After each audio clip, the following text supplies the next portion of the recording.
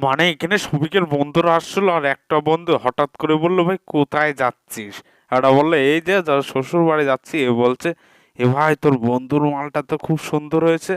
ব্যাস, সবির রেগে তো ডাক, এবার তো দিচ্ছি দাঁড়া। এই নে, কতদিন খাসনি মার, এই নে বাঙালি মার, মধ্যম মাধ্যম রে ভাই, কোনোদিন বাঁচতে পারবি না, হাতের থেকে কোনোদিন পারবি না রে, তারা আমার বউয়ের মাল ভরা।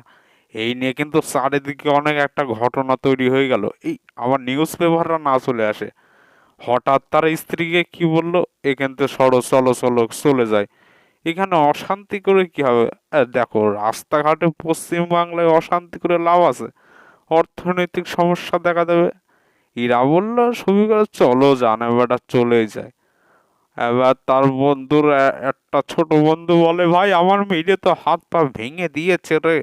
বলছে, এই তুই ওর বন্ধুকে